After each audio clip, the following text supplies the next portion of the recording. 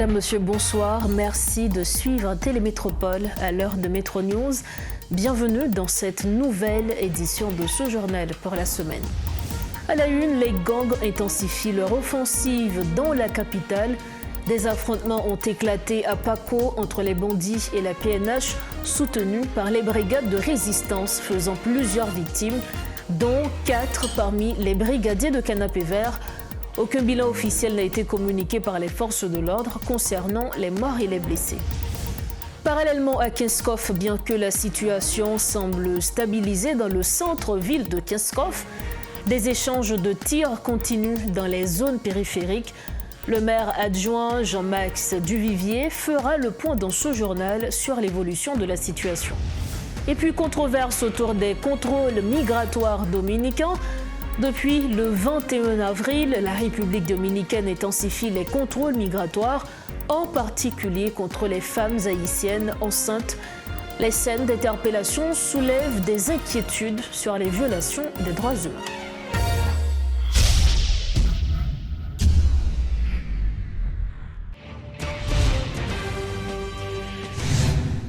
Nous ouvrons donc ce journal par un tableau sombre de la situation sécuritaire.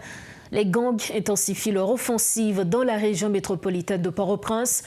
Alors que le quartier de Paco est actuellement en ligne de mire, la commune de Kinskov vit dans la peur. Encore cette semaine, la capitale haïtienne fait face à une nouvelle escalade de violence. Des attaques coordonnées de gangs armés ont été signalées ce mercredi dans plusieurs communes de Port-au-Prince, au moment où des soupçons de mauvaise gestion présents sur les fonds alloués à la police nationale d'Haïti pour lutter contre l'insécurité, alors que des tirs nourris ont été entendus dans la zone de Bad Delma, la tension s'est rapidement déplacée vers Paco et Kinskov, où des affrontements ont éclaté. Si la PNH n'a pas encore communiqué de bilan officiel, plusieurs sources font état de victimes parmi les assaillants à Paco. Des membres de la brigade de résistance de Canapé Vert seraient intervenus pour contrer la progression des groupes armés dans ce secteur. En fin d'après-midi, la tension est montée de cran au centre-ville de Port-au-Prince. Des échanges de tirs intenses ont opposé des agents de la PNH, appuyés par des brigadiers de vigilance, à des hommes lourdement armés qui tentaient de s'emparer du quartier de Paco, stratégique pour le contrôle de la capitale. Comme on le disait il y a quelques instants, au moins 4 membres de la brigade de Canapé Vert ont été tués par les criminels de la coalition Vivre Ensemble ce mercredi à Paco. Cet acte survient au moment où les brigadiers, accompagnés de policiers, ont mené une offensive contre ces bandits dans la zone de Paco et les quartiers voisins. Cette attaque aurait également fait plusieurs morts dans les rangs des gangs, selon les premières informations disponibles. Par ailleurs, les activités se réduisent de plus en plus au centre-ville, dont une bonne partie subit quotidiennement la terreur imposée par les criminels. Suivez ce reportage de Richie Fortuné et de Guy Trichoisy. Il y a quelques jours que les organisateurs du mouvement de résistance à Canapé Vert ont annoncé l'intensification de leur mobilisation anti-gang. Alors qu'ils ont lancé une offensive contre les criminels ce mercredi, certains d'entre eux ont été touchés, dont le bras droit de Samuel, chef du mouvement de résistance de Canapé Vert. Membre de ce mouvement, Maître Love revient sur les faits. Il y a un bandit vivant ensemble, ok, qui arrivait tellement près de nous, dans zone Paco. Nous avons décidé matin, l'équipe du 109 là a décidé matin, pour à le repousser. Donc, dans optique ça, donc yote fait li, Jean yote prévoir pour te faire là. Mais nous connaissons que bandits quand même yo dominé espace côté que yo à l'occuper yo. Donc ça veut dire que dans ces côtés, c'est de côté qui piégé.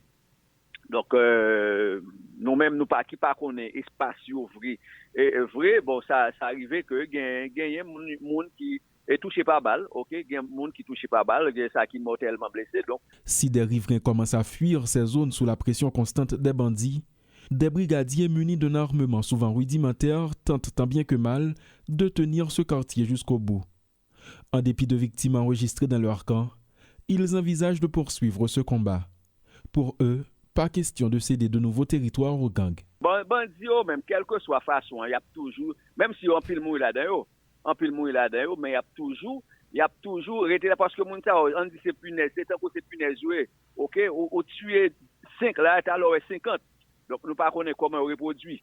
Donc peut-être on pas parler de opération parce que on pas connaît vraiment comment préparation antérieure, OK?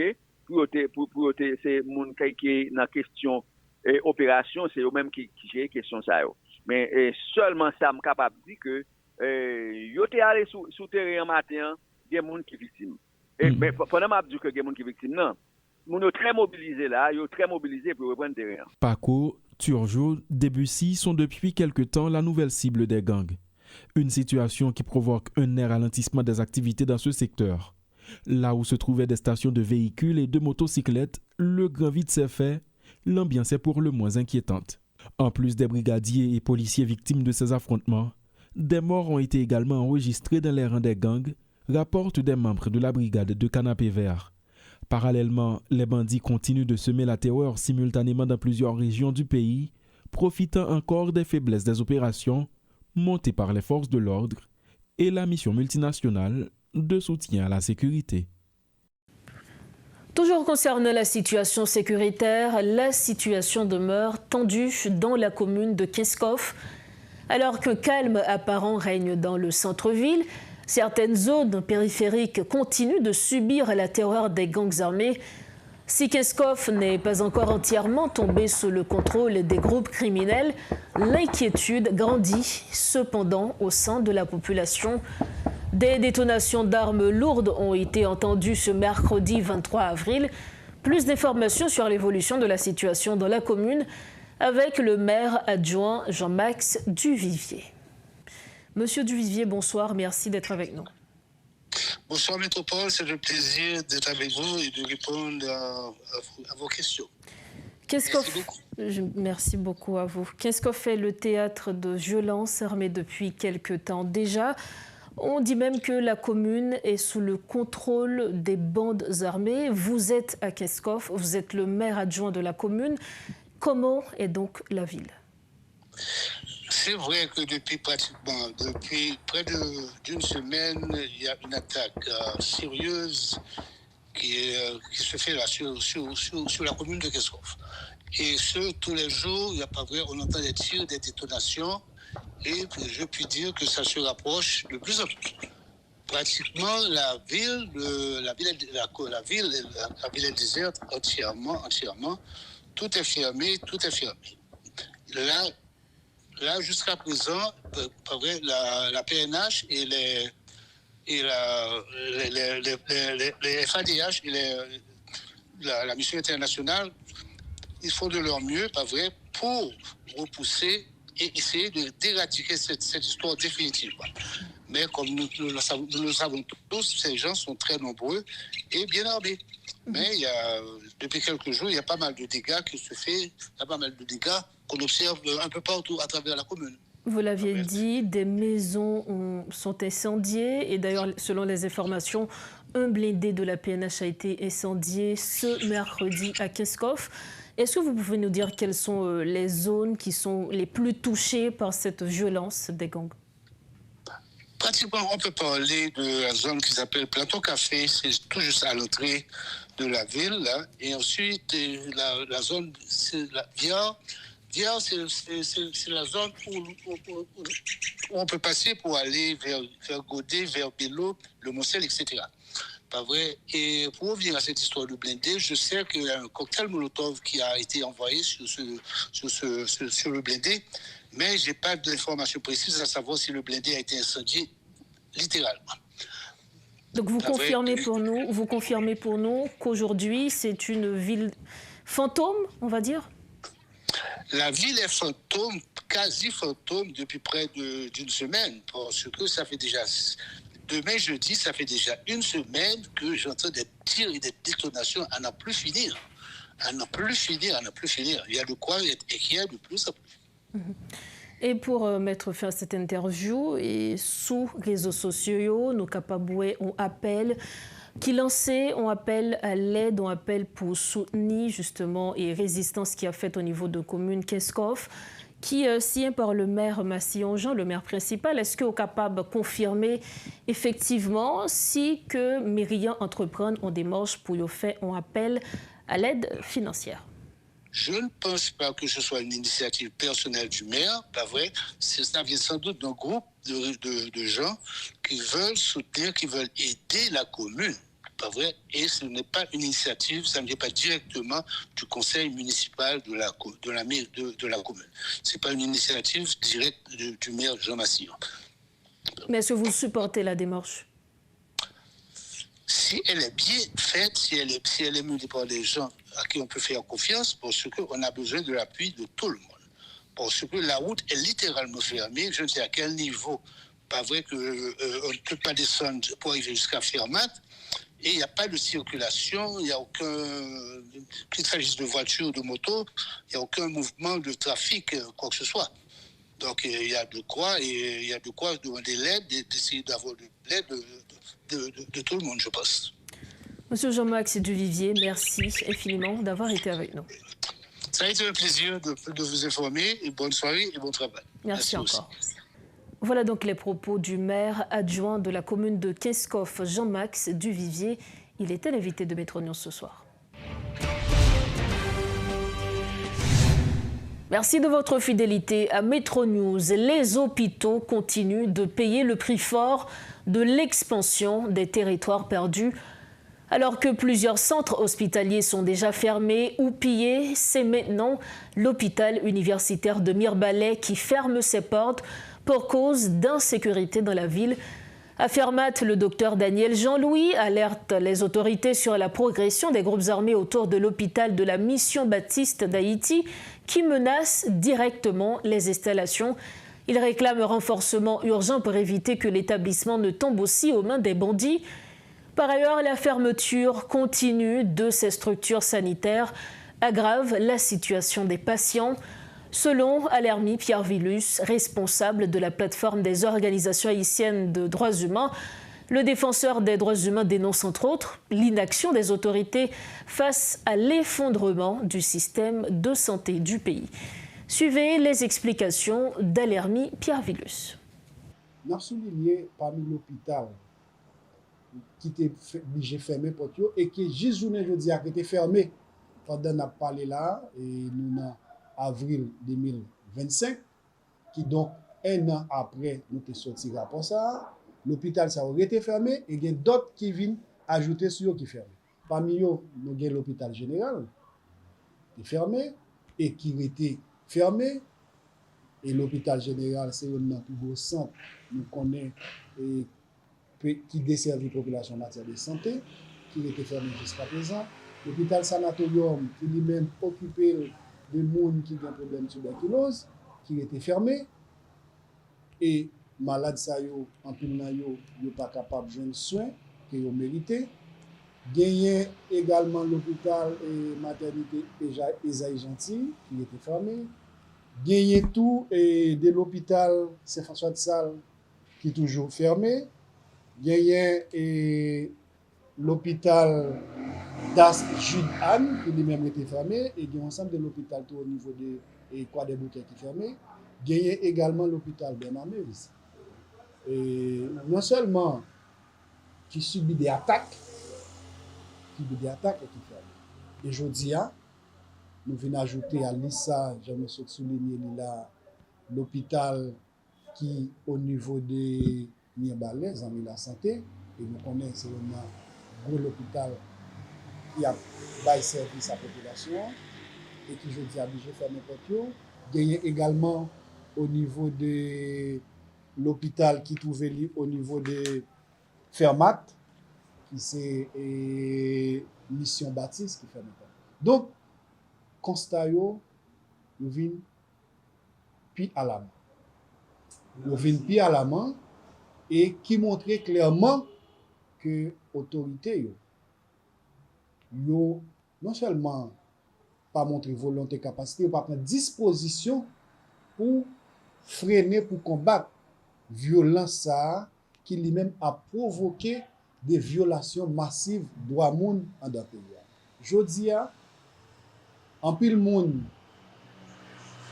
soit femme enceinte, de moun qui malade, de moun qui besoin faire dialyse, yo pas capable à le dialyser parce que justement l'hôpital yo fermé, yo pas fonctionné et ça qui a fonctionné yo, li difficile pour arriver à aller là-dedans yo étant donné situation violence qui gagnait dans zone.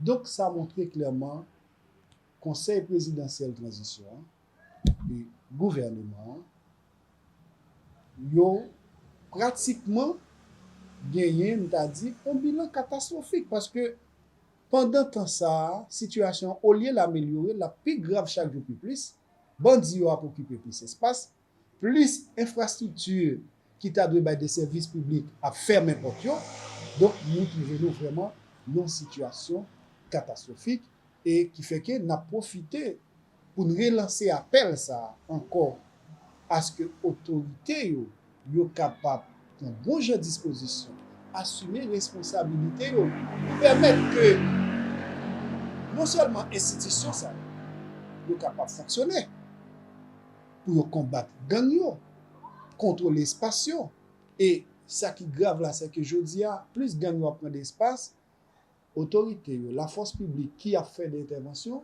mais des fois yo fin font intervention y aller yo pas arrêté dans zone yo pas arrêté dans zone yo et qui fait que des moments bandits yo avec facilité yo envahi l'espace.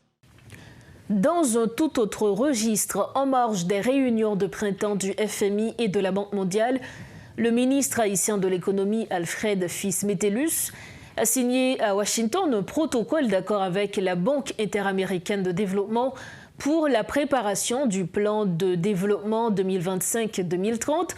Cette initiative, soutenue par plusieurs partenaires internationaux, vise à renforcer la résilience du pays et à soutenir son redressement dans un contexte de crise sécuritaire et humanitaire.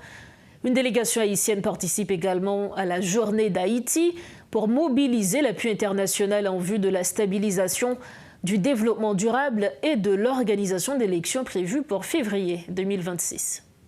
Toujours dans ce dossier, le renforcement de la police nationale et des forces armées, la tenue d'élections crédibles, la relance économique et les programmes d'apaisement social figurent parmi les priorités exprimées par le Premier ministre Alix Didier Fils-Aimé lors de la rencontre entre Haïti et les bailleurs de fonds à Washington. De son côté, le ministre de l'Économie et des Finances, Alfred Fils Metellus, a mis en avant dans sa présentation le budget rectificatif, notamment l'importance des projets visant à renforcer les capacités des forces de l'ordre. Ces actions sont jugées essentielles pour restaurer la sécurité, condition sine qua non à la stabilisation macroéconomique et à la reprise des activités économiques dans le pays. Dossier migration depuis le 21 avril 2025. Les autorités dominicaines mènent des contrôles migratoires intensifs, notamment dans les hôpitaux, ciblant particulièrement les femmes haïtiennes enceintes. Des vidéos publiées montrent des interpellations controversées, dont celle d'une femme sur le point d'accoucher, malgré des papiers en règle. Ces scènes, jugées troublantes, soulèvent de vives inquiétudes sur le respect des droits humains et la manière dont sont traités les ressortissants haïtiens en République dominicaine. Cette édition de Metro News touche à sa fin. Avant de partir, voici le rappel de l'essentiel de l'information développée ce 23 avril 2025. Les gangs intensifient leur offensive dans la capitale.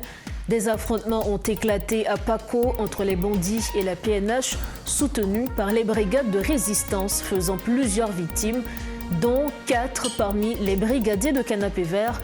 Aucun bilan officiel n'a été communiqué par les forces de l'ordre concernant les morts et les blessés. Parallèlement à Kinskov, bien que la situation semble stabilisée dans le centre-ville de Kinskov, des échanges de tirs continuent dans les zones périphériques. Le maire adjoint Jean-Max Duvivier était l'invité de ce journal. Et puis controverse autour des contrôles migratoires dominicains. Depuis le 21 avril, la République dominicaine intensifie les contrôles migratoires, en particulier contre les femmes haïtiennes enceintes. Les scènes d'interpellation soulèvent des inquiétudes sur les violations des droits humains. C'est sur ces dernières informations que nous refermons cette édition de Métro News. Merci infiniment à chacun de vous de l'avoir suivi. Un grand merci également à toute l'équipe de Métropole et rendu possible cette édition. On se retrouve bientôt. Entre-temps, restez branchés Métropole et prenez soin de vous. Bonsoir.